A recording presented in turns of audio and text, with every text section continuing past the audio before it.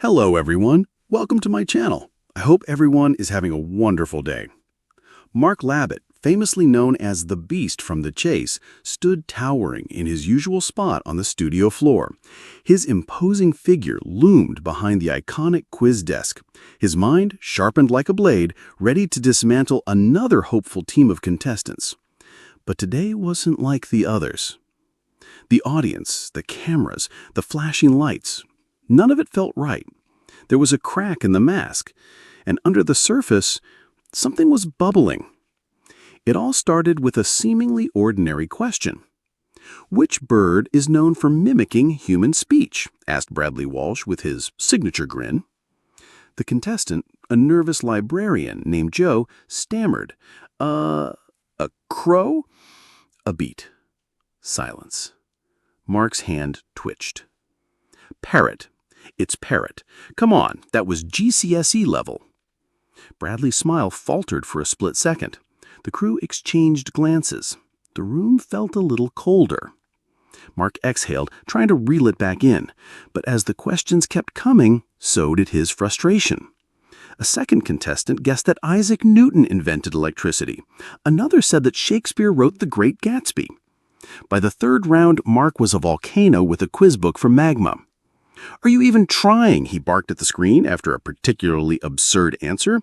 "This isn't a pub quiz with pints in hand, it's The Chase." A gasp echoed from the audience. Bradley shot a warning look. The producers signaled to cut, but it was too late. Mark had slammed his buzzer in fury, the echo ringing like thunder. The room fell silent. A runner dropped her clipboard. One of the contestants teared up. Mark's chest heaved, his face red, not just from anger, but embarrassment. He knew he'd crossed a line. That night, Mark sat alone in his dressing room. The lights dimmed. His blazer hung on the chair like a shadow of the persona he wore on screen. He stared at his reflection, not the Beast, but Mark, just Mark. A man tired, overworked, and lately overwhelmed. He'd always prided himself on being sharp, formidable, and unflappable. But beneath the surface, the past few months had taken a toll. The pressure of fame, personal challenges, sleepless nights, it all fed into a storm he thought he could contain. Until today. A gentle knock came at the door. It was Bradley. "Rough one, eh?" he said, stepping in. Mark nodded silently. Bradley sat beside him. "You're human, mate. Even the smartest of us crack sometimes." Mark rubbed his temples. "I shouldn't have lost it like that. Not on camera. Not with them." "Then say it," Bradley said simply. "Let people see the man behind the Beast." The next morning, the world awoke to a statement posted across Mark's social media accounts.